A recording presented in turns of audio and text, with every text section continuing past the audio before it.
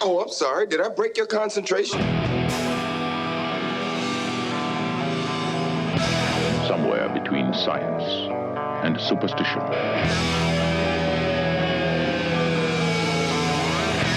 We have such sights to show you.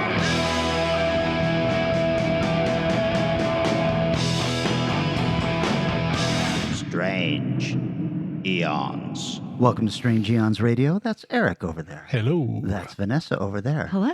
I'm Kelly. Guys, I need to know, how do you feel about Black Ariel? Oh my gosh. Fine. I mean, I don't know. Like, it sucks that they keep remaking these fucking animated movies into live action movies because they will never be as good or the same. But I'm fine. I mean, more representation in cinema where kids can watch and see themselves. Awesome. I'm all for it. Exactly what I would have expected you to say, Vanessa. Eric, I know you have an opposing view. Not really, no. My thought is, yeah, it's amazing when somebody alters the look of a made-up character that doesn't exist in the real world just to piss off those people on Reddit, because, you know, that's the whole reason for it. It was going to be my next question, which is, what color should a mermaid be? I would have rather green, just in general. That feels a little fishier to me. Can I say, though, I am waiting so impatiently for the original Little Mermaid adaptation that I grew up with reading. Oh, where jeez. Yeah, where she's like in love with the guy, turns human, and then like walks in on him sleeping with somebody else, murders herself, and goes off with the sea angels, because that's the movie I want to see. I can dig. Mm-hmm. I think I'm with you on the, also going back to the live action remake. I don't think I've watched a single damn one of them. It's like I had no interest in the Beauty and the Beast. Robin Williams was great as Aladdin, so I'm good not watching Will Smith do it. And the Lion King as a live action was kind of funny because like that one infuriated me. That was 100% animated. Yeah, how can you call that live action? CGI.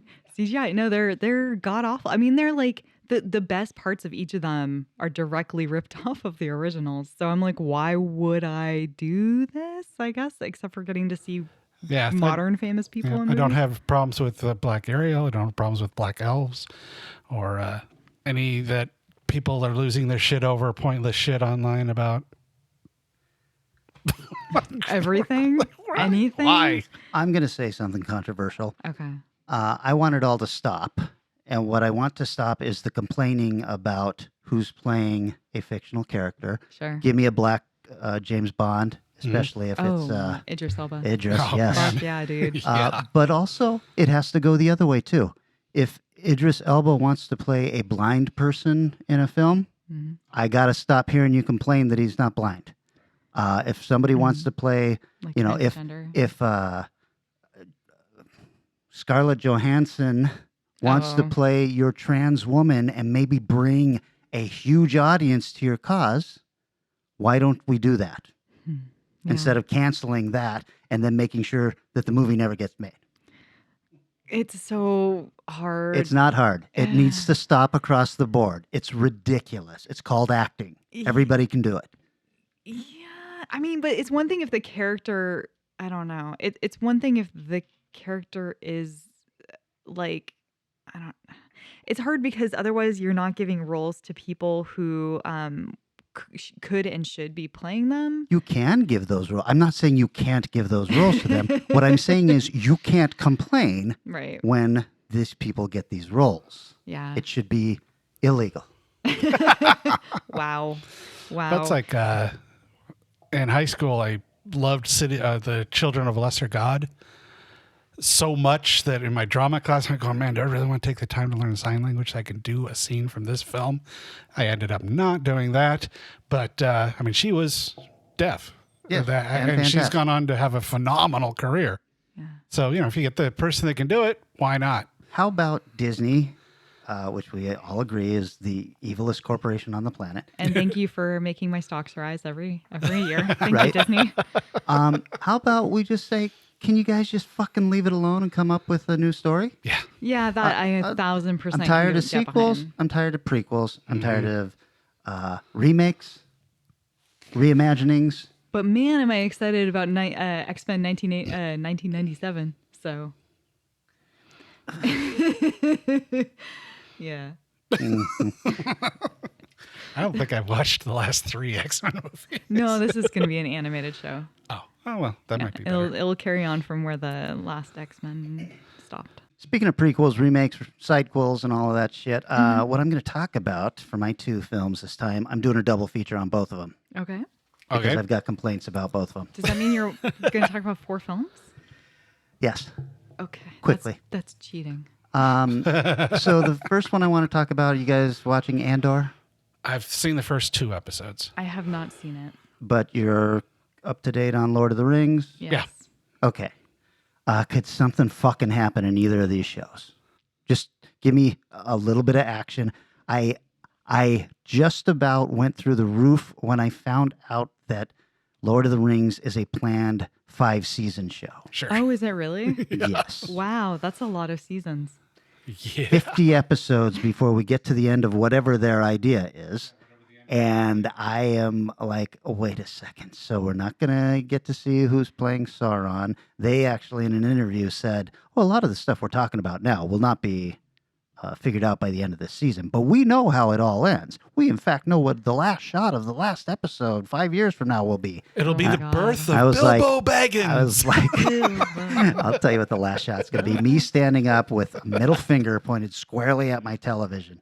Oh man, that is a lot of seasons. For to be some committed reason, to. it's not bugging me because it's the Lord of the Rings. And when I think of the Lord of the Rings, I think of the Fellowship of the Ring, which is, what, a 7,000 page book. Silmarillion, which is another 4,000 pages. It just feels like a long, epic show. Sure. So it's bugging me less.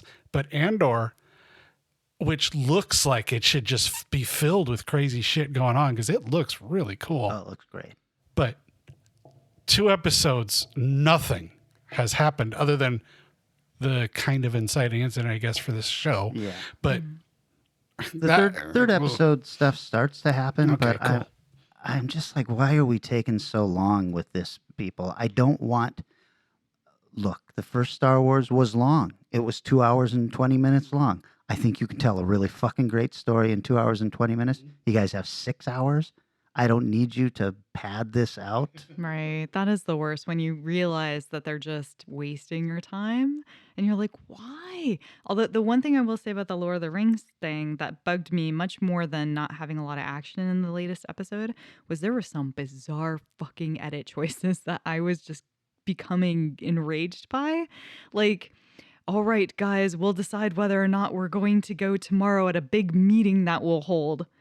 Next shot, see hand pick up like sigil off table. Next shot, off they go in the ships. I'm like, why did you talk about a fucking meeting and then you're not even going to show the scene, which I didn't want to watch in the first place because I don't want to see a fucking scene about a meeting, but you made me think I was going to see it. And now we're on a ship and I guess it's fine. And I guess you will be the king. Cool. Like there is a lot of frustration for me in the, yeah, there's see, a that few didn't moments bother in me because I felt they'd already made the decision of what was going to happen. And the only point of decision was whether he was going to accept what they wanted to do or not. And grabbing that Yeah. answered all those questions. Agreed, but we so you didn't need to need have it. her say we're gonna have a meeting tomorrow about it. It's very important. Like, just don't even say that. Just be like, well, it's up to whether or not this guy's gonna fucking get his shit together. Like, that would have been fine. That would have been okay. And then they did a weird cross cutting with another character that made me think that maybe when he said, I regret the things that I didn't do, the king guy who's not king. And then they cross to his people going to the orcs or whatever and being like, oh, we're here for you. I was like, wait, is this back in time? Have we gone back in time? Yes, I remember that point too. It's Yes. like, what? It's just weird choices where I was like, you guys kind of don't realize what you just made us all think here. And could you not have done that, please? Because then I spent like 10 minutes being like, wait, is that him? Because we have no reason to think it's the same time, really. We don't have any true notion. And then I was like, no, obviously it's not him because anyway. Yeah, well, I'm glad you're furious, even if it's not about the same things I'm curious about. Hey, you got to be mad. I want to be mad too. What did you think? Yeah, okay, well, I was so busy talking about what you watched. Hold on. Let me switch gears here. Well, I'm almost done watching Cobra Kai, so I'm pretty much Nice. caught up. It is like the fluffiest soap. Oh yeah. It's like the fluffiest karate soap of Yeah. all time. We Oh were- wait, no, but maybe I did finish it. I did finish it. Okay. We're somewhere in the middle of season 2 at this point, I think. And Dina turns to me and goes, "This is really just like soap operas for guys, isn't it?" Yes. It's like, oh yeah, pretty much. 100%. She's so right. Soap operas for 50-year-old guys. True. still. I mean, there's, 1000%. there's only this nostalgia factor that keeps you coming back. I can't imagine that there are kids the age of any of the kids in the show watching this show. I think there must be. I really do think that there are kids the age of the kids in the show getting into it and their parents. That's why it's got to be so successful. Yeah. The parents say, "Hey, let's watch this," and the kids go, "Okay." And I also say that because both of the, I don't know, 2 at least of those kids have been in a bunch of new Netflix things. So I'm like, oh, you, hey. Right. So somebody likes the look of them. Well, I did see that karate attendance is up 400,000% now. Mall fights are exploding, School fights, mall fights, poolside fights. which is surprising people because people are actually in the malls to fight. It's Shocking. very new. What about you, Eric? Well, quick side note: Jason Weiss gave a wonderful new name for. Remember last time I talked about? I don't remember Speak No Evil or Sun or one of these overly depressing, sad Right. Yeah. things. He's like socially polite etiquette gone wrong. Like, you know what? That about nails it. I think we've got our new genre name here for this weird sub thing of these movies. Does that mean you have another film in the No, category? I'm way far actually from that. Wow, brilliant segue. Yeah, that's right. See how smooth I'm going to go right into talking about that I watched 4 prom night movies over the last couple of weeks. I noticed this from some of your Facebook posts. I was like, oh my, okay, all right. First one's fine. If Jamie Lee Curtis wasn't in that, I don't think anybody would be talking much about it. It would be one of those Vinegar Syndrome releases that 12 people got excited about because Yeah. that's kind of not much happens in that at Boring movie. all. The second one, Mary Lou, improves. Very much better. I kind of like that one. It's it's not good, but No, it's fun. but yeah. It's super fun compared to the first one. It's like it's like night and day. Yeah, it goes more supernatural. It's Yeah. got more going on. There's Now, Yeah. tell me about these other 2 films that I did not even know existed. Agreed. Prom Night 3, best of the series. What? It is so dumb. It is so over the top ridiculous. There are crazy ass ideas. Like at some point, the lead lady gets pulled into hell to go get her friend back. So she goes into hell, and all the people that have been killed previously in the movie are there, Oh. and they mess with her and stuff. I mean, it is crazy over the top. It's only available as far as I could find on YouTube, but it appears to be completely uncut. It's got the full film. All Whoa. right. And it was so stupid and so fun. And then there's Prom Night 4. This feels like, you know how they write some random horror thing and go, hey, put Pinhead in it and we'll make it a Hellraiser movie? Yeah. I don't know what possessed anybody to think that the Prom Night franchise was big enough to have that kind of thing. But this is a story of a priest who goes kind of crazy and a bunch of people. Technically, it's prom night. What they do is they drive by the prom. One of the guys moons the people going into the prom. Then they drive off to some mansion. Wait, are they like the age of prom goers? Well, like as in any movie, they're the age of prom goers. You so know, they're like choosing not to go to prom. yeah. They're high school students in the story. Okay. So So it's a prom night. It's just not their prom night. no, it's their prom night. Or they just they're don't not go to it. going. Yeah, they just Okay. get in the limo and the guy takes them up to his cabin or whatever, his house in the woods, Cool. which very obviously had art all over the walls from either the director or the producer or something like that. I'm like, yeah, no house that looks like that is going to have that on the wall. It's fine. It's not necessarily a bad movie. It's just not a great movie either, but it is zero to do with prom night. There's no Mary Lou stuff. There's no reference. It's all this priest losing his shit. And it's sort of I don't know if it's supposed to be an exorcism thing, but with some good kills. It's an okay movie, but I'm like, wow, really cashed in on that prom night. But if you're going to watch one prom night, watch 3. Oh my God. That's well, maybe I will. Yeah, no kidding. Hurry up and get out of here so I can put that on. Okay, my second double feature I'm going to talk about. I don't know why vampires are all the rage again, but I saw The Invitation and I saw House of Darkness. Oh shit. Okay. Both of these films play on the Brides of Dracula trope. Okay. One of these films is halfway decent, and the other one is shit. The Invitation is halfway decent. I liked it. Okay. It's stupid and roaring endorsement.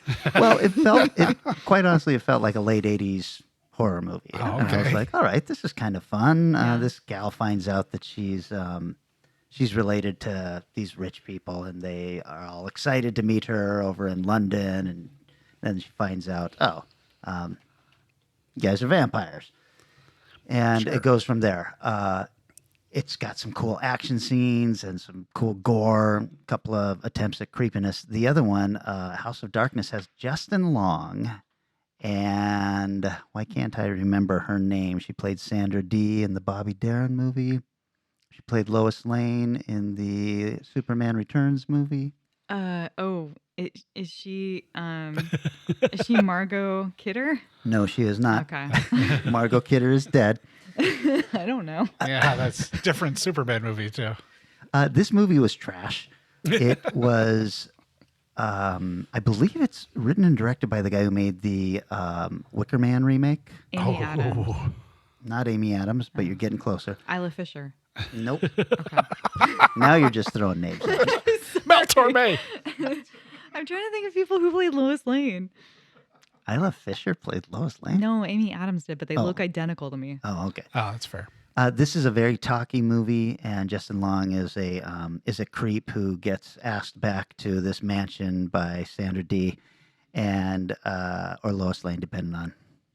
But she's blonde, so she's Sandra Dee, and then she commences to fuck with him and scare him and all of this stuff. And then another vampire well, none of them turn out to be vampires until the very end. Spoiler. It's called House of Darkness, you guys. It was totally meant to invoke the House of Dark Shadows title, I believe. And it's about as fast paced as any of the Dark Shadows film and series was. My. Sorry, Gwen. So big pass on that one, but I did kind of dig The Invitation. Cool. Wow. You guys, like you watched so many movies. I'm like, you're all bringing doubles and quadruple bills here. I've only got one for my second talk. Okay, So. that makes me feel a little better, but Jesus Christ. Okay, well, I watched Where the Crawdads Sing. I don't know this one. Horror. Kind Are of. they mutant crawdads? Well, it's a sort of a Boo Radley-esque Where the Mockingbird whatever sings kind of story. They're trying to give you a Southern Gothic feel to it. Okay. But unfortunately, before watching this movie, I listened to an NPR podcast about a guy who has been following the author of the book. And it's basically a very thin-veiled sort of allegory for something that happened with her. So I kind of knew how it was going to end, but it's crazy. This person's not a good person, and the book now makes me feel sick because it just is like, haha, see, what I did was fine. Don't worry about it. I mean, I could spoil it, but are you guys gonna... What is this streaming or? It is streaming now, I think on Hulu. It's new. It's very, very new. Well, so, I mean, I love To Kill a Mockingbird. Although, first time I read it, I slammed it shut. And I was like, there's not even a fucking mockingbird in this book. Is there a crawdad in this? Yeah. There are Okay, crawdads. well, I am in. All right. Okay. All right. Well, yeah, definitely. I won't tell you what's up, but if you do watch it, I have a lot of opinions about this lady that I want to get off my chest because her and her husband. All right. Hulu. There you Okay. go. Yeah. All right. I've got another Shudder film. I think it's pronounced Saloum. Oh, I'm curious. Fuck, it is so good. Is it? Really? looked good. Holy shit. It's African film shot in Senegal. It's French and Wolof language, which is weird when you see a group of people talking and two of them are talking to each other. It's also just subtitled to us. Then you realize, oh, they're speaking a language nobody else in the room is understanding. But it's kind of a From Dusk Till Dawn thing. And not that it's vampires, in that it starts off and it's not horror at all, like for a good chunk of the film, but it's still really good. The leads are wonderfully charismatic and fun to watch. Looks like a period piece. It's modern. Oh, okay. Yeah, it's modern. It's just third world modern. Not a lot of modern conveniences and stuff. Okay. But and it has, I'll be honest, I don't fully understand what there's very obviously a folklore tale going on here when the horror really starts, and they sort of talk about it. Yeah, I don't fully know what this is, but it's really wild and fun. And somehow one of the guys manages to pull off smoking and chewing gum and still look really cool. Wow. Good Lord. Yeah, it's really well acted. It's really fairly well done. And it's just at least 2 or 3, depending on your feeling of the leads, are just so fun to watch because they're so good at what they're doing that I'm like, well, take me on your journey, sirs. It's funny. I read the synopsis and I was like, I don't know. It sounds a little dull.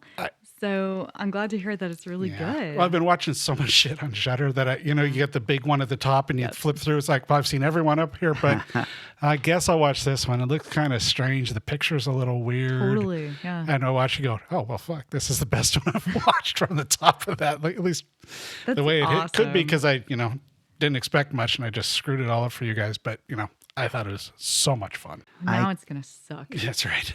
I can't get out of my head how that gum must taste. Oh, You're yeah. also smoking. But if you love the taste of cigarettes, then isn't it just great? That's okay. It's like chewing tobacco, but without the little knives in your mouth. Blee. I did when I first moved up here, I dated a girl that smoked for a little while. And it does become kind of something you're interested in, the kiss flavor smoke thing. Yeah. But it never made me want to smoke, that's for sure. Yeah. Oh, yeah. I know that feel. But not with a girl. No judgment. Yeah, I was like, okay. You didn't have to clarify, but all right. I mean, whatever. But if you want to. Oh, my God. Let's talk about something else. Farts? Let's talk about farts. Let's be done with this part of the show. All right. Why don't we take a little break? We can all cool down. And then when we get back, Eric is going to be telling you about a fun and cool little thing we got coming up.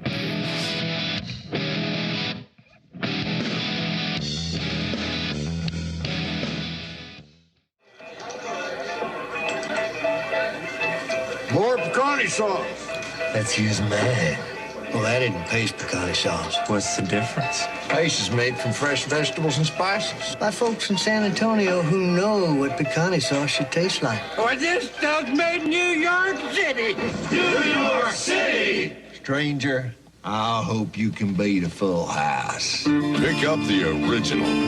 Pick up the pace. We have returned. Eric, tell us what's going on. Well, the lovely runners of the H.P. Lovecraft Film Festival down in Portland, Brian and Gwen, have offered a really very cool prize for us to give away. And it's going to be given away soon because the festival's on the weekend of the 8th of October. And this comes out, I think, the 5th or something? I don't know. Sometime in October. Wow.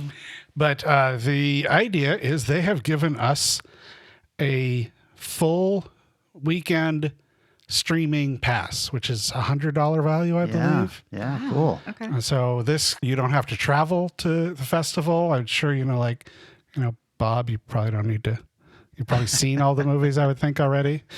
But the idea is we're going to shortly say a word. And when you hear that word, you need to DM it to one of the Strange Eons social media things. Please don't post it publicly because we like, people to come in, check it out, and take a listen to us and then learn the password. But Twitter, Facebook, Instagram, DM on any of those, and we'll get it. Are you ready? You're going to write it down? It's very complicated. It's a tough password. And I'm vaping because just for a moment I forgot what it was. Okay, got it. The password is Sideshow. With a capital S or a lowercase? I don't care. I heard sideshow. So is it with a capital TH or? That would be sideshow. Like, get a job in a sideshow. Oh. By the way, this episode should be dropping this Thursday, right? Yes. So the 29th of September. Okay, good. Oh, Plenty of time. Way off. That's so unusual. So with the streaming pass, like, do you just get to watch the movies during the weekend, like live as they are played, or do you watch it for a certain number of hours? I forgot the exact breakdown, but they do it usually like the horror festival they did in the summer. Mm-hmm. You start watching, and I think you had like at least, I think it's 48 hours to watch them. Oh, cool. Okay. And you could go up and start your watch at like Sunday night, and it's good. It was good through Wednesday. Oh, cool. So they give you a lot of time to watch this stuff. So you'll be able to see most everything. So their streaming service is really good. I've used it at least twice, and you can pause it. You can do whatever you want. It's like a real streaming situation. So it's well worth it. Yeah, hey, like that would be amazing for somebody who, let's say, gets invited to a wedding that's the same weekend as HP Lovecraft Film Festival, and maybe they can't make it, but they still want to see the movies. Funny you should mention that, but that's the Kickstarter I did. That's awesome. I love it. Very cool. All right. Thank you very much to Brian and Gwen for Yes. supplying us with that. That is a really cool prize. Yeah, it is. Okay, so back to the topic at hand. The topic at hand is my subgenre pick. Oh, yes. Yes. Start spreading your legs. Oh, God. We're talking films that are set in New York. Apparently on The Big 42nd Apple. Street. My least favorite city, but it's fine. I chose for my film, the winner, by the way, from 1943, The Seventh Victim.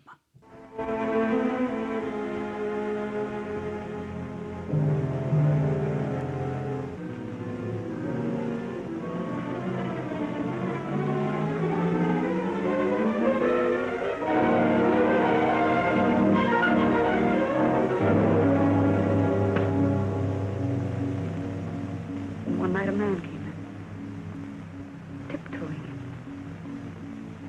I had a scissors in my hand. I struck at him. I ran away. He was lying in the hole. Blood around him. Your sister, Mary, is a murderess. I don't believe it. You go back to school, then forget Jocelyn.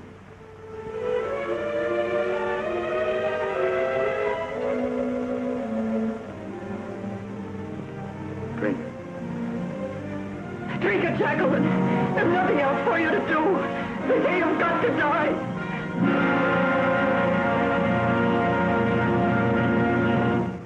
Ooh. Eric, I'm guessing you've seen this. Sounds familiar. It's Val Lewton produced. Oh, yeah. Okay. I was trying to think of something up from the 70s. It's you. No, I said from 1943. Oh, sorry. I was wasn't looking right listening. at you when I said it. What did New York look like in 1943? A lot like the sets at RKO Studios in California. Beautiful. Expected. This had a budget, so I couldn't find any real budget box office numbers, but we know from the amazing Secret Hollywood podcast that Val Lewton was given a budget of $150,000 on every one of his films. He was given a budget and a title. So And good luck. crazy. Right.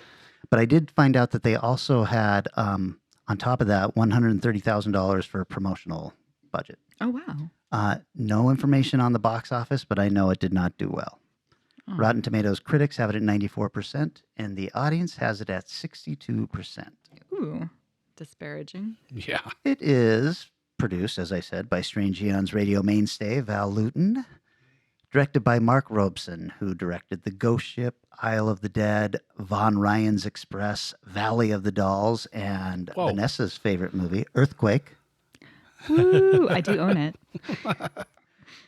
It was written by Charles O'Neill, who wrote Cry of the Werewolf, The Devil's Mask, and The Alligator People, and also DeWitt Bodine, who wrote Cat People and Curse of the Cat People, The Enchanted Cottage, and then a ton of television work in the 50s.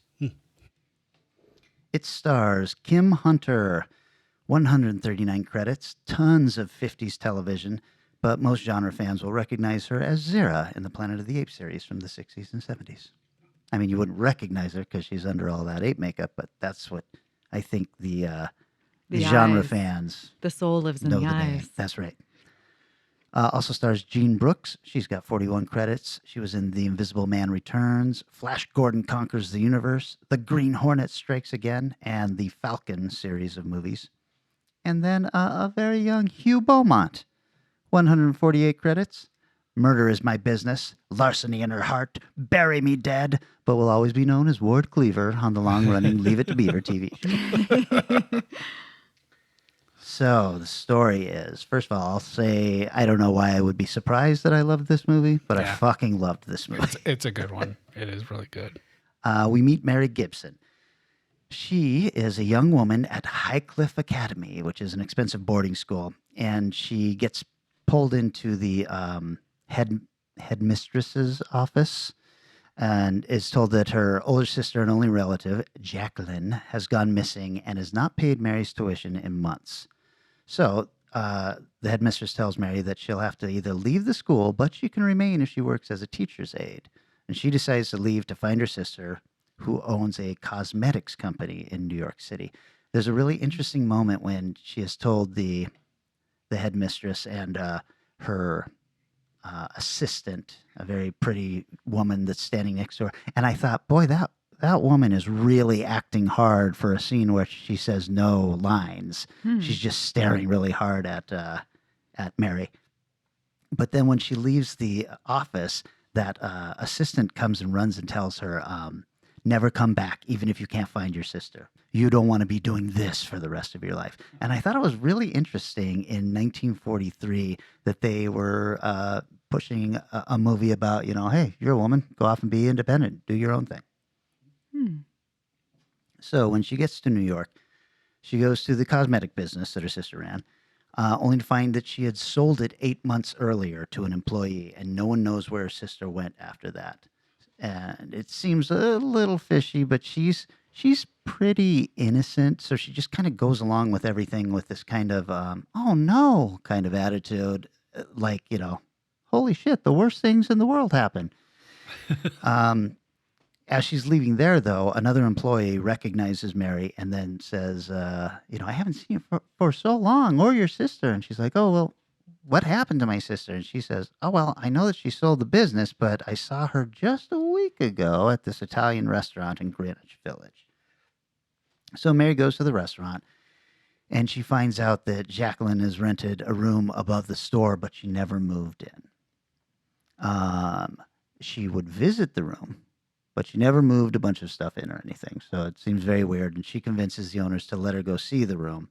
And when they finally unlock the door, the only thing inside is a single wooden chair, and above it is a noose hanging from the ceiling. So it's like set up for her sister to kill herself at any moment. Yeah. So this makes Mary even more determined to find her.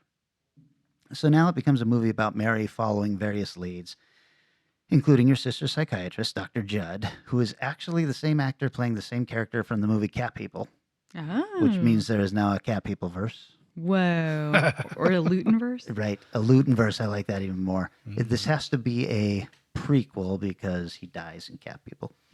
But, and then also her attorney, who she finds out that Jacqueline was secretly married to, and that's Hugh Beaumont. Hugh Beaumont really cut a impressive figure. He's so recognizable as Ward Cleaver, but in this, you're just like, boy, this is a handsome leading man kind of guy, So Mary learns that her sister went to the psychiatrist, and she was seeking treatment for depression stemming from her membership in a satanic cult called the Palladists, and her efforts to leave the group. So Jacqueline was lured into joining the cult by her former co-workers at a cosmetic company, particularly the one she ended up selling the business to. Very strange. So from there, Mary and a private investigator go back to the business, the cosmetics, but while they're sneaking around there in the middle of the night, the PI is stabbed to death by a mysterious assailant, And she goes to the police, but they are no help. And in fact, after she leaves, it seems that they know more about her sister's disappearance that they're letting on. So after that, the psychiatrist approaches Mary and offers to bring her to visit Jacqueline at his residence where she's been hiding this whole time. So Mary briefly meets her sister and all that, who says nothing, gestures for her to be quiet, and then vanishes. Oh. So it gets a little weird because this was all building up to, we're going to find out what's going on. This is only about halfway through the movie, and we find out that she's alive and in hiding, and then it does kind of lag a little bit. Mary stays in New York for a fair amount of time. It's not quite clear how long she's there, but she does get a job, and she's still trying to find out where her sister went. And she and her sister's husband start falling in love while they're trying to figure all this out. So we find out that the Paladists have a rule that any member who betrays the cult must die, and they believe Jacqueline betrayed them by talking about the cult to her psychiatrist, Judd, who was an outsider. He was not part of the cult. So she would be the seventh person condemned for betrayal since the founding of the cult. However, the cult doesn't believe in directly committing acts of violence. So the way they do this is they convince everybody to kill themselves. Oh, it's like the internet. Sure. So when they finally capture Jacqueline, there's a kind of silly long scene where they're trying to get her to drink poison. But she finally escapes, and it goes into a chase scene, and then a really solid ending that I do not want to give away here. But I really love the movie. Exactly what I wanted. I watched it. It's been brutally hot here, and then we had a couple of rainy, cool nights that were nice, and I watched it on one of those nights. It was perfect. I got a lot of Rosemary's Baby vibes from this, and I'm sure that film took a lot of its influence from this one. There's also some really overt homoeroticism in this film in some really complex ways, probably because they had to hide it, and all of that if they were going to discuss it. I just thought it was interesting to find in a film from 1943. Tagline, slave to Satan. Cool. Yeah, right there. Trivia. The original story for the film, which was outlined by DeWitt Bodine, was to be about an orphaned heroine caught in a web of murder against a background of the Signal Hills oil wells. If she didn't find out the killer's identity in time, she would become his seventh victim. So this is what I'm talking about. Val Lewton was given a title by his asshole boss at RKO every time and $150,000, and he had to come up with a story that fit that title. So he didn't love this story, and he called in a second writer to write a completely different script. But because Val Lewton is a stand-up kind of guy, he gave writing credits to both of them. Oh, nice. This was the directorial debut of Mark Robeson, who had previously been a film editor at RKO. He had edited all of Val Lewton's films, and so he was the obvious choice when Val was looking for a new director. It is the film debut of Kim Hunter. It is also the first film for producer Val Lewton that did not turn a profit at the box office. And then finally, the Paladists are based on what was once thought to be an actual Masonic devil-worshipping cult, the Palladian Society. It was exposed as a hoax in the 1890s, long before the events of this film take place. Oh. Loved it. It not streaming anywhere right now. You should have caught it when they were doing the Val Lewton stuff on Shudder. I happen to know somebody who's got the discs. Ooh, fancy. Well, maybe I should meet the person who has the discs so I don't have to pay for it either. Wow, that sounds awesome. I really need to get further into the Val Lewton verse. Yes. So good. Well, it's funny that you said that you watched a film that probably inspired Rosemary's Baby, and I feel like mine might have. What year did Rosemary's Baby come out? 70... Early 70s. 70? 69, 70? Yeah. Yeah, because this one, my film feels a lot like it was stealing parts of Rosemary's Baby. So it's just passing that buck. So I watched Brian De Palma's Sisters. Conjoined twins called Siamese challenge life at their first breath. History had them as the stuff of myth and symbol. Some tried to achieve such normality as they could.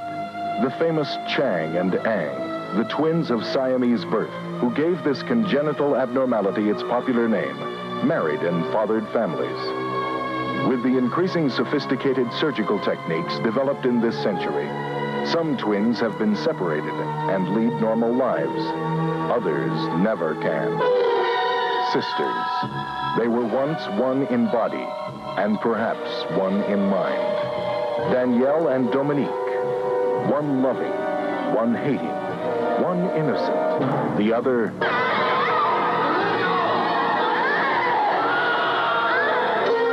Where does Danielle end and Dominique begin?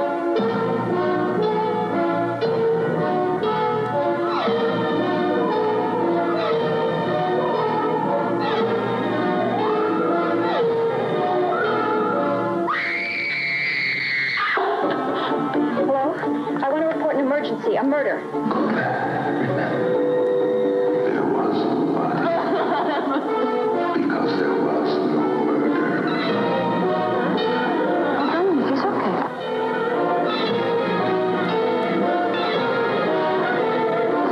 No, I can't remember. Go back, try. No. Remember. Please, it's freak. Forget the freak.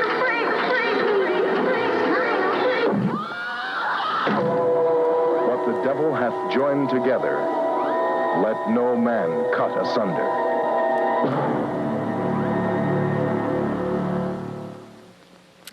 This movie either came out in 1972 or 1973, depending on your Google search result, of which mine had both across multiple answers. So this is interesting. This is before Carrie, then. Mm-hmm. Okay. Yeah, it's definitely very low budget. So in fact, this was a $500,000 film, of which the box office is a little fiddly. It said 1 million in US and Canada rentals. I don't fully understand how that works, but okay. Sure. But I think it did make its money back. Rotten Tomatoes score of 86% from critics and 72% from audience. It's yeah. Pretty interesting. So this is Brian De Palma's movie. He both wrote and directed it. He has 43 directing credits to his name, including, of course, Carrie, Dressed to Kill, Body Double, The Untouchables, Mission to Mars, Snake Eyes, and Black Dahlia. He's got such a weird recent mix of films. Written also by Louisa Rose, who I wonder if she wrote something that this was based on, because she only has 4 writing credits, including this and a film called Monique. But it kind of sounded like maybe she wrote a novel that this was based off of. I didn't quite find that in the trivia, though. Starring Margot Kidder, which is why it came to mind. Super Sure. Lois Lane, because that's where my brain was at. She's been in 138 things, including Lois Lane's from the 1978 Superman. She was Barb in Black Christmas and Kathy in Amityville Horror. Amityville Horror. God, I always want that N in there. Jennifer Salt is also in this. She's been in 34 things, including 65 episodes of Soap. Played Again Sam and a lot of bit roles in TV. She now is a producer on American Horror Story. Charles Durning is in this. He's been in 218 things, including Dog Day Afternoon, Muppet Movie, Oh Brother, Where Art Thou, and recently 30 episodes of Rescue Me. He's one of those guys who has like a very recognizable face because he's been in a million things. And last but not least, William Finley, who has 22 credits. IMDb calls him marvelously quirky. He was the Phantom. He was the Phantom in Phantom of the Paradise. He was in The Black Dahlia, The Fun House, and The Fury. So the story follows. We start off by seeing this really weird. Well, first we see a lot of weird shots of like babies inside of wombs. And like with really creepy music playing over the top. And I was like, this is for Kelly right here. Like, if you want to be terrified / freaked out / hate children, this is the opening for you. I'm like, the babies, like if it was in any other context, it'd be like, oh, life begins here. But it's like, like okay. And then we cut to a man watching a blind woman enter a dressing room, but it also looks like a house that's being built. It has like all these sort of open wooden slats and then like a locker. So it's a weird setting. And there's a man behind the slats, and a blind woman comes in. She starts undressing because she thinks she's in a dressing room. And then all of a sudden, it pauses. And we reveal that we are watching a game show called Peeping Toms.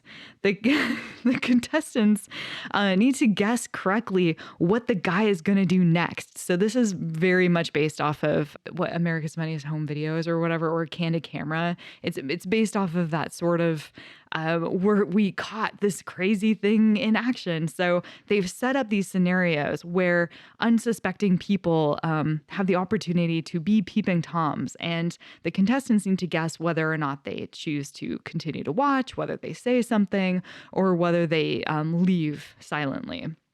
And the contestants get it wrong. They think the guy is going to sit there and watch this blind woman undress, but no, they play the tape and he turns around and he leaves. So it's weird. It's a weird game show. I already have questions. Is the girl really blind? No. Okay. So the girl is in fact an actress / model. In fact, while the contestants don't win prizes, they do invite up the actress model who played the blind woman and the unsuspecting peeping Tom. And they're like, thanks for playing along and showing up and being a good sport about this. And he's like, oh, yeah, thanks, guys. And they win prizes for existing. I do not understand this game show at all. But so the woman who they hired gets a knife set, so that's cool. And he gets a dinner for two at the most racist restaurant I've ever heard of in my life, called the African Room. He gives a real camera knowing look, like, great, the African Room, and he's of course African American, so it's just a very big eye roll for him. So afterwards, he's waiting out outside of the studio / building, New York City, I think, probably, and she comes down, the woman who's the actress model, and she's like, hey, she's got a very thick French accent. She's French Canadian. She's like, hey, I saw that, they're joking around. She goes, I saw that you got a, dinner for two. Do you need a date? I'll go with you. And he's like, fuck yes. Beautiful model French lady. Let's go. So they go to the African Room, and it's so bad.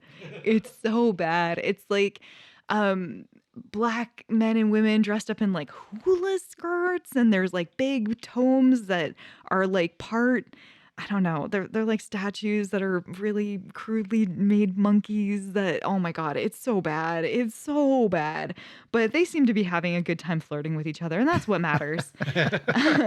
However, partway into their dinner, a man shows up and starts to bother her and says, we need to go. And the beautiful French Canadian woman's like, no, I'm not leaving. I'm here on a date and I'm not going with you. And she explains that this is her ex-husband and he's been obsessed with her ever since they split, and he will not leave her alone. In fact, I did make a note because he was in the audience and I was like, why is John Waters in the audience? Oh, no. He looks like a young, slightly bulkier John Waters. Yeah, but this is the guy who is marvelously eccentric in the IMDb, or marvelously quirky, the Phantom of Paradise actor. He's just got a real look to him. The guy says, you know what? I'm going to take you home. I'm going to get you there safely. Let's leave because obviously your ex is really dangerous. And so he takes her home, and of course she's extremely drunk, but that's okay because now they can have sex. So 1972, people. Sure. Different time. So next morning, wake up and, beautiful morning, so happy. But she kind of disappears off into the other room, and he overhears her arguing with somebody who sounds exactly like her. It's very strange, and they're arguing in French. He kind of sneaks off to the bathroom to get dressed, and accidentally knocks two pills that are sitting on the side of the counter down the sink. I wonder if those are important. Who is to say? She comes in and she's very upset, and she comes in the bathroom and he's like, oh, are you okay? And she's like, I was just talking to my sister. She's very, very upset. She has a twin sister, and it is their birthday.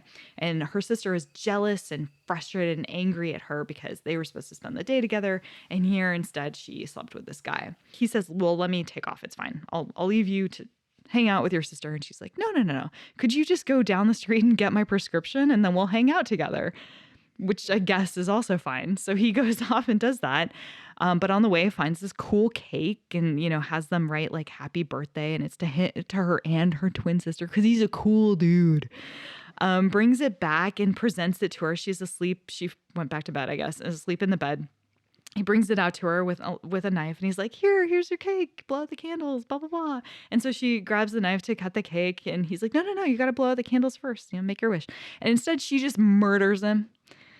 As you do. She just starts stabbing him and he's just like, flailing and his legs all bright red and his mouth's all bright red. And he goes up to the window and puts his fingers up onto the window and starts, banging against it and writes help in blood.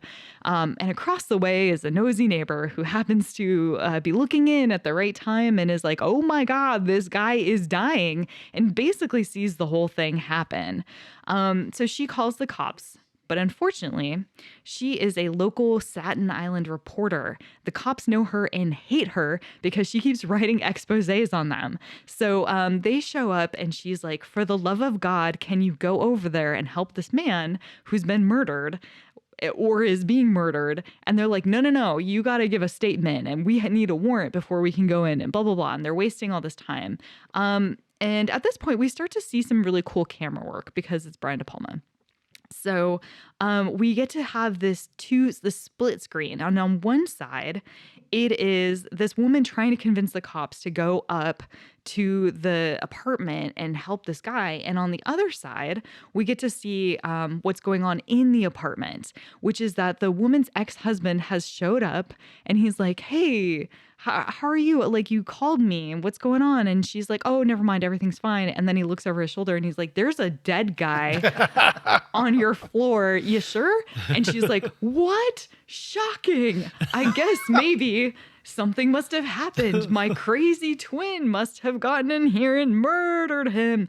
So he starts helping to clean it up. He tells her, don't worry about it, baby. Just go and take a shower. I'll take care of this entire murder scene. Blood everywhere, dead guy on the floor. He's like washing the windows. The cops are down there downstairs just talking to the lady. I don't know if we... And it's so stressful. You're like, just fucking go upstairs. So, of course, by the time they go up there, he's busy. He's literally got all the evidence in a trash bag and he's taking it out. The body, by the way, best hiding of a body ever. They have a sofa couch. So he just rolls it in and closes the couch with it inside. Beautiful. And it's a white couch too. So it's just like kind of bleeding through the back. It's so good. So of course, they get in there and they have no reason to believe this reporter. And the French woman is like, no, I don't know why you think I'm mother. Maybe you watched a horror film and it make your brain all crazy. And so she's trying to sneak around while the cops are talking to this lady and check out the apartment. Cannot find anything. Of course, the cops leave and they're like, you're nuts, lady. You need to get a life, blah, blah, blah. But she is determined to figure this out, and she convinces her paper to do a story. From this point on, we basically have this reporter following around this French woman and her ex-husband, trying to find the truth of what's happened. She feels like this woman might have been a twin because she finds the cake. It has 2 names on it. And so she's like, you're a twin. There must be more to this story. It's really interesting. It definitely takes a few twists and turns. There are a couple of very obvious directions it goes and some less obvious directions it goes. But there are a couple of really cool things that just happen, I think because it's a Brian De Palma movie and it's really early Brian De Palma. So everything feels a little rough around the edges. I'm going to guess the obvious things that happen are a lot of Hitchcock scenes to be swiped directly from Alfred Hitchcock's movies. He literally took Hitchcock's composer. It is one of the notes I have is Rear Window meets Repulsion. It is 100% like crazy New York apartment isolationism, female like empowerment, enragement, and madness. the 70s fear of psychoanalytics, of crazy people in general, mixed with Peeping Tom and Rear Window and spying on your neighbors and thinking you understand what you're seeing, and then you become leery and part of the problem.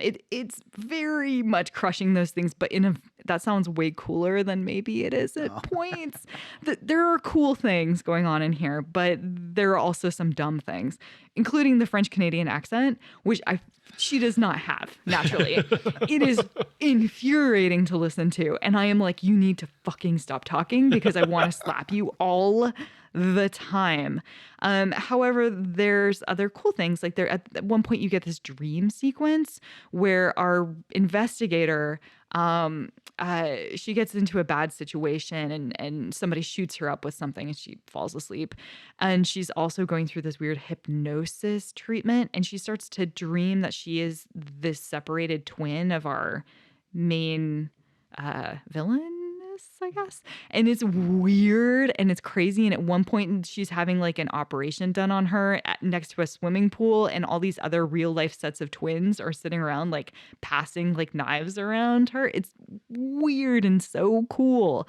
I definitely won't give away the ending of where it goes, but there are just some cool moments here and there. There's a PI that gets hired to help her with this investigation for this paper, and the interactions between the PI and the reporter, it's just really good, snappy, fun writing.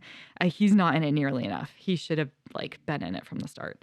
But yeah, a couple of, I don't know. I like the film. I thought it was good. It has a really fucking weird ending, but also good, but also obvious, but also not obvious. I don't know. I don't know. It feels, I don't know what to do with this movie. It feels like maybe this director is going to go on to be really good, but maybe isn't quite 100% there yet. But was this his first movie? 72? I am not 100% sure. I think he'd done a couple shorts before this. Yeah, but I think this might have been. I didn't write down this whole thing, so I don't know for sure. Trivia. So Margot Kidder and Jennifer Salt were roommates in Southern California. So those are the two lead actresses. In the early 70s, while they were struggling performers, they held parties for their friends and neighbors, who included people like Paul Schrader, Blythe Danner, Bruce Paltrow, and Brian De Palma. One year at Christmas, Kidder and Salt opened separate boxes under the Christmas tree, and each one contained the script to this film. This project was Brian De Palma's gift to them, which I think is so cool. What a great gift. Like, yeah, you two are struggling, and here you go. Here's the script. You're going to star.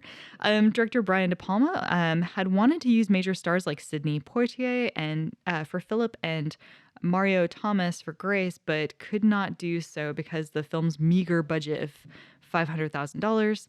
The film was shot on Staten Island, New York, 8 weeks following a month of rehearsals, which I think is so cool to do that much rehearsal before you jump into set. To indicate the musical effects he wanted, Brian De Palma put together an edit of the film that was dubbed with music from films of the composer he most wanted to hire, Bernard Herrmann, Hitchcock's composer. When he was showing it to Herrmann, the composer stopped him and said, "Young man, I cannot watch your film while listening to Marnie." Brian De Palma said that the film's producer doubted anyone could be stuffed into a sofa bed, but the director recalls, "I shot it in one shot to show you that you can, in fact, fit someone into a sofa bed." Brian De Palma says he doesn't remember where he got the idea for using the split screen, but it was kind of a meditative form. You can go very slowly with it because there's a lot to look at, and people are making juxtapositions in their mind. You can also have all of this exposition mumbo jumbo on one side. So it is interesting because you're following over the shoulder of two people, and then it's two real cameras that are happening at the exact same time for this performance, because you get the other side of each other's reactions, but it's like perfect. It's really well done. Jennifer Salt cites this character of Grace Collier as her personal favorite of her performances, and Criterion put this out as their number 89 film of their series. So I guess I got to watch this. I think you should. And it's available for streaming for free on HBO if you're a subscriber. Excellent. I did look it up. This is nowhere near his first film. Oh, it's not? Okay. Well, there you go. Well, you got a lot more you can watch.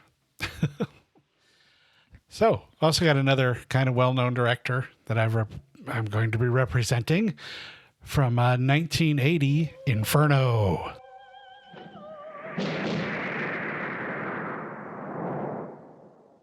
I do not know what price I shall have to pay for breaking what we alchemists call silentium. The life experiences of our colleagues should warn us not to upset laymen by imposing our knowledge upon them.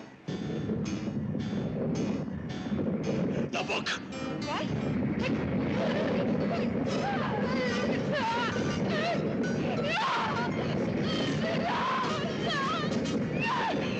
There are mysterious parts in that book, but the only true mystery is that our very lives are governed by dead people.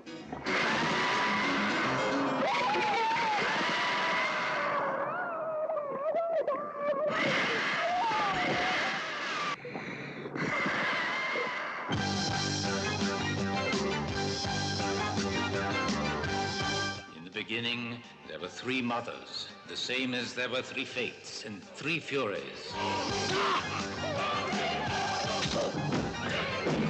Man has always mistakenly called them by one terrifying name.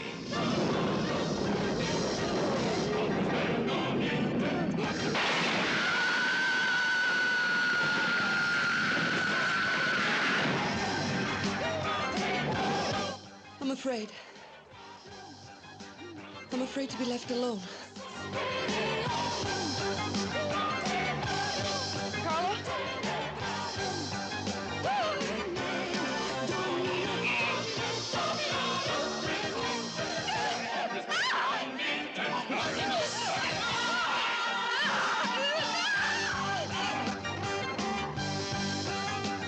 My sister. Where is my sister?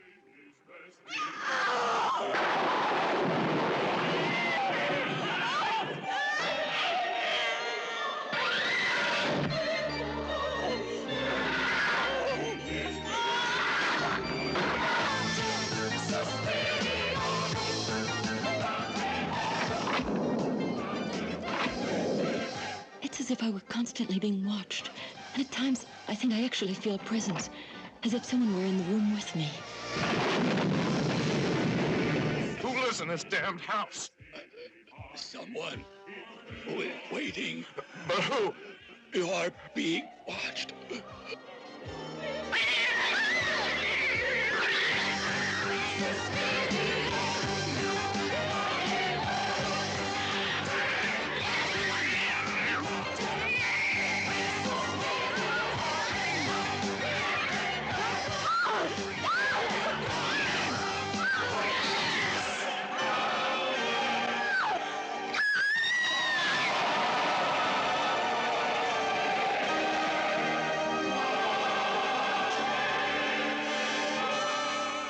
Oh, snap.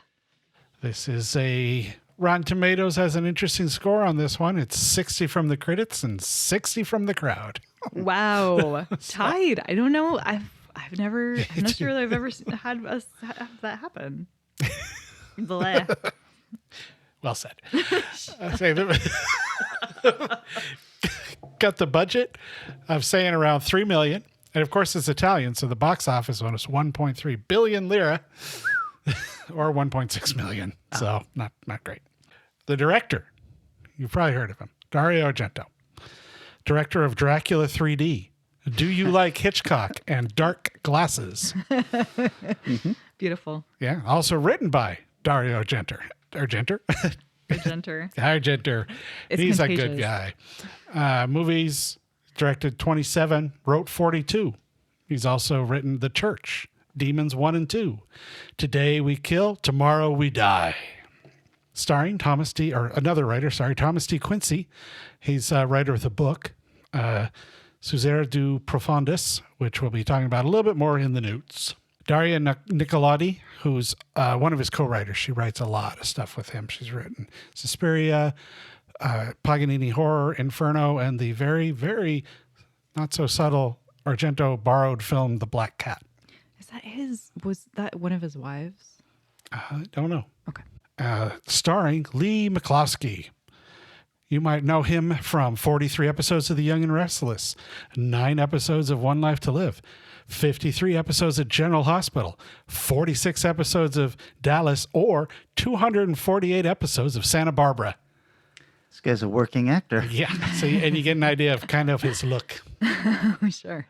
This picture in your mind, blonde, good-looking 70s man with mustache. Bam! I'm there. I had that action figure. And also Irene Miracle, who's in Midnight Express. Very, very famous scene in Midnight Express. If you've seen it, you know what I'm talking about. Puppet Master, Watchers 2, and is currently directing a film called As Guest of the King.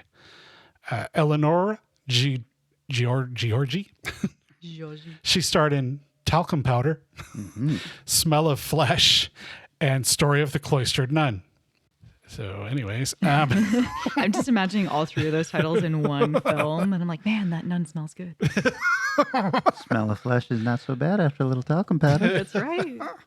What could the movie be about? So this is one of Dario Argento's 3. I keep saying Argento. Argenter. I love me some Argenter movies. I saw a movie. Anyways, it's one of his 3 mothers movies. I tell you right at the beginning, it starts out with the lead finds a copy of the 3 mothers book and starts reading it and just lays out everything that needs to be done. You need to go here to see these people, and you need to go. Well, it's not, some of her riddles. You'll find the key under your feet and stuff like that. But it's still gorgeous. I mean, it's Argento. 80s, so he's got that Suspiria look down, and actually the building she's staying in looks a lot like one of the buildings in Suspiria. I mean, this is New York, right? This is supposed to be New York. This is a messed up house she's living in, but it looks cool from the outside. The mothers have amassed incredible wealth. This is a legend that the 3 mothers have amassed incredible wealth and influence around the world, and have used these keys to lock their mystery away. And if you find them, you can stop them, and they don't want you to find them. I was going to say I'm a little lost on this, but then I was like, Argento. Yeah, it doesn't matter. You're going to be a little lost. Yep. But she somehow, magically, at the beginning of the movie, she's already living in one of the houses that might have one of the keys underneath it. Hey! Lucky. So I'm assuming she was searching this beforehand, but it really doesn't let you know that. So she decides she's going to go looking for it and goes underneath, and there's like a house underneath, and she goes into water. It's a whole mess of stuff going on. I don't know. But she writes a letter to her brother to let him know. And the brother is studying in Italy. He's studying music in Italy. Wow, it's like a convenient location. There you go. It's a very strange scene where they introduce him, and he's sitting there reading the letter, or he's getting the letter, but there's this woman sitting down below him just staring at him intensely. Long-haired, crazy-looking hair woman staring at him with a cat in the middle of the classroom. And the class ends, and it looks like she disappears, but she actually just went up real quick up the thing, and she's gone, and the guy's like, what? And leaves his letter to somebody who I assumed was like a girlfriend or something, but they never really seemed to interact again. But she gets the letter. I'm just going to read you a very long, very strange description of a good chunk of this, like 10 minutes of this movie, that'll give you an idea of how this movie works. Here we go. Okay. Rose sent a letter to her brother. Her brother started to read it, was distracted by the mysterious lady and her cat. Left the letter behind. The lady sitting next to him takes the letter, reads it, and goes to the address from the letter to find a library that houses another copy of The 3 Mothers. Steals it from the library after reading one paragraph. She follows the exit sign that leads to strange winding staircases with no more signs. She wanders around and finds a room with several cauldrons of boiling gooey liquid and stacked manuscripts. A man with disfigured hands sees the book and tries to boil her face. Huh? She drops. Is this still in the library? Yes. Okay. It's a crazy library. This is down the stairs of the library, somewhere near the exit. That's what she does. She asks the guy, "Where's the exits?" He's like, "Oh!"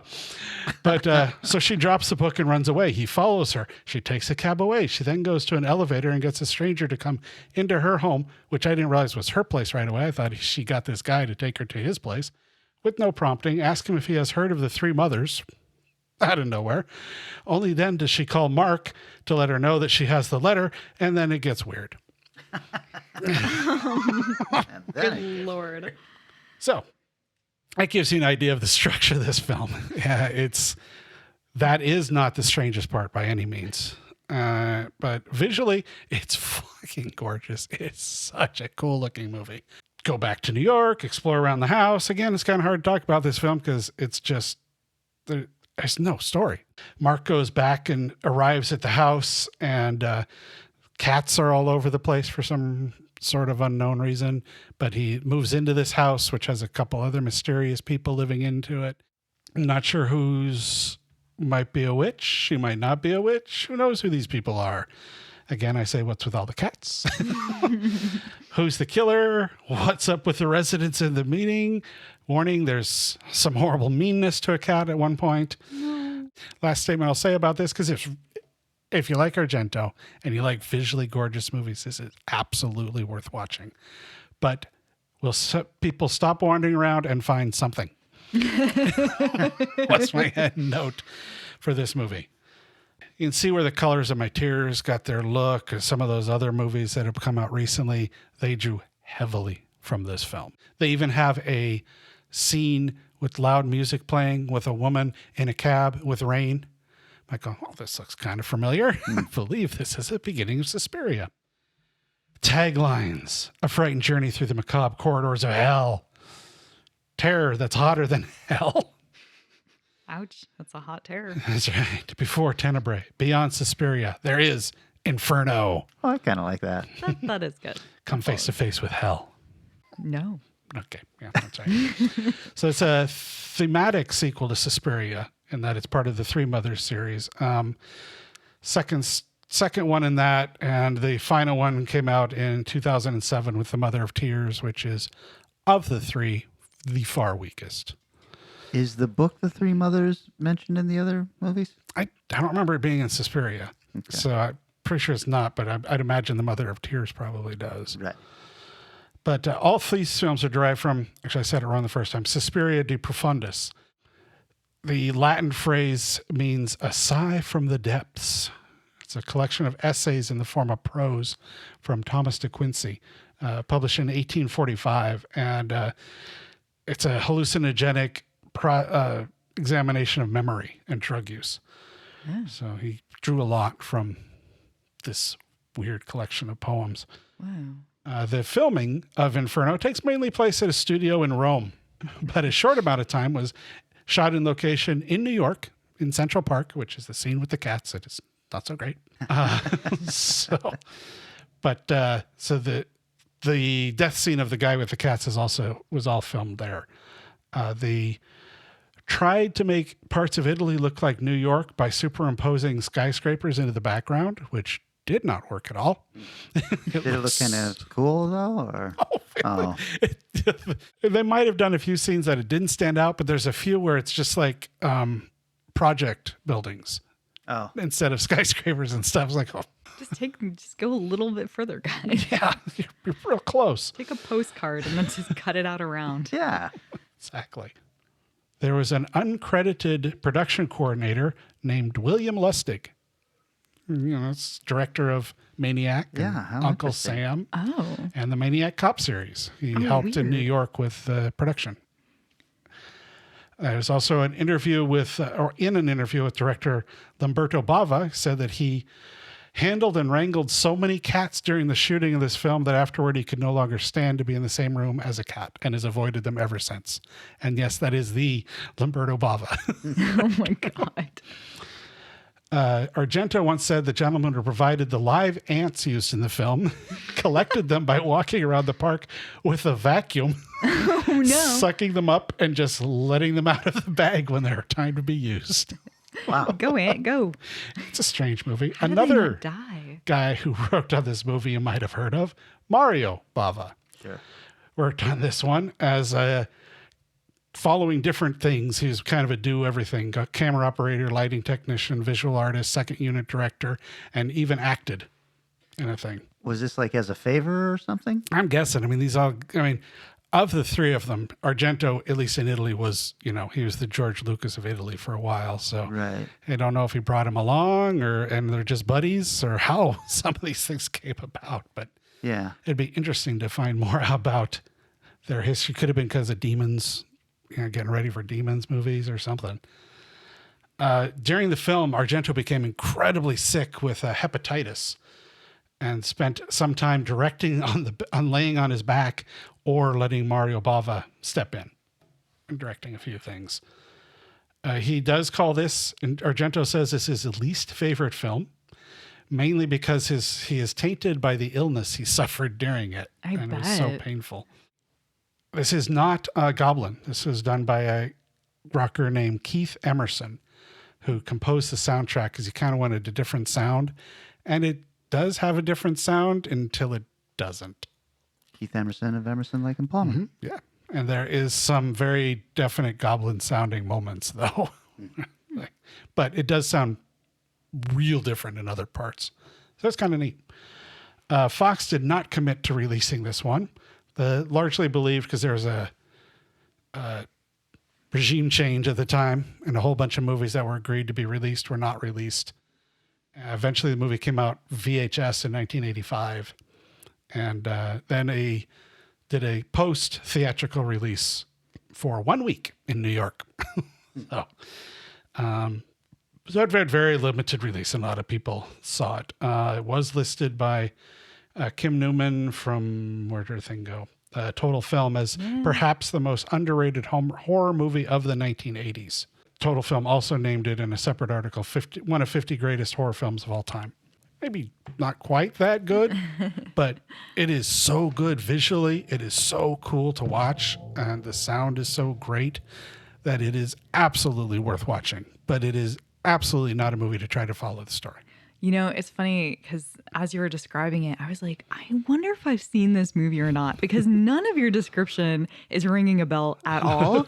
But then I looked up some images on Google and I was like, yes, I only remember one shot from this whole damn film because it's so impossible to follow, but it is visually stunning. What shot was that? When she goes in the water.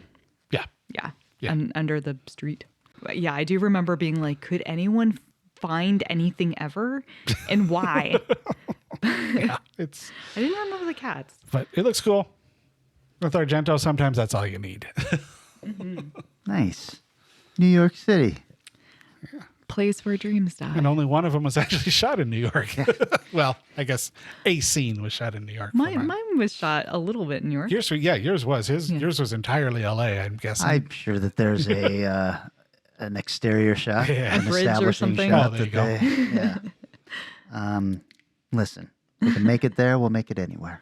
I purposely did not choose a couple of films because they were shot in LA and set in New York, but whatever. Well, what I like about when we do these subgenres is, whenever we're running out of anything, it's going to be like Nebraska, and sure. There we go. Sure. Eric, I believe we're going to be doing something fun for the month of October, and you're going to be starting us off. Ooh. Yeah. Not quite Ninja November. It's coming up, though. Oh, my God, please. I don't know if I'm excited or just dreading that concept. Said anything. But we're talking about what we should do for October, and Kelly thought, you know what we need? We need to do a bunch of horror companies, distributors. So we're going to do them in order. The first one we're going to should I say all of them or just the first one we're going to talk about? Let's just say your pick, and So we're going to start out with Universal horror films. Woo. So something from the Universal period in which they made a crap ton of horror. And you've probably only heard about 10 of them or so. But they actually made a lot more. I think and I'm okay with opening it up. There were 31 classic Universal horror films. But, Tom Cruise's The Mummy is a Universal horror film. It is. It was an attempt to... So, if you guys feel like you want to try and talk about that. Good luck. I've been considering it. Well, it'll be fun because as far as I know, my box sets, or probably the last 3 Universal box sets I've ever owned, have only had the same 4 movies in them. So it'd be fun to see. You can upgrade now. They've got one out there that's like It's all Blu-ray, and it's like 30 plus films. Whoa. It's a bunch of That's movies. so cool. And so I'll be pulling something out of that. Very, very cool. Okay, well, this is the part where I thank everybody for participating in the Value for Value system. I want to thank Danny Williford for sending me a lovely handwritten letter again. And I just love, whenever I pull an envelope out of my mailbox, I'm like, is this from Geico? Is this from Danny Williford? Could be one, could be the other. Yeah. Turn it over. No lizard. All right. And then just thank everybody who's always liking and sharing the posts, commenting, sending us cute little memes and all of that stuff. And also don't forget that as soon as you hear the passphrase sideshow on this episode, you need to DM one of our one of our social medias. One of our social media things, and we will give it probably about a week until the next podcast is posted, or the day before the next podcast is posted, and the winner will go out Wednesday before the 196th episode. 196 episodes. Are you sure we don't want to announce the winner on the show? So if you won, you have to listen. So much more fun. That's right. We will do that. Okay. That sounds great. All right, guys. Well, that's the show. We're going to be back in 7 short days, and we're going to be talking Universal horror films. Transportation and other considerations for Strange Eons Radio, produced by Pan Am Airlines. When you think of traveling, think of Pan Am. You can't beat the experience. Guests of Strange Eons Radio stay at Econo Lodge Everett. It's an easy stop on the road, you know what we mean. Strange Eons Radio is recorded live in front of a studio audience. If you enjoyed this episode, please consider leaving us a positive review on your favorite podcast app. Sit, Ubu, sit. Oh my God. Let's talk about something else. Let's go away. Let's be done with this part of the show.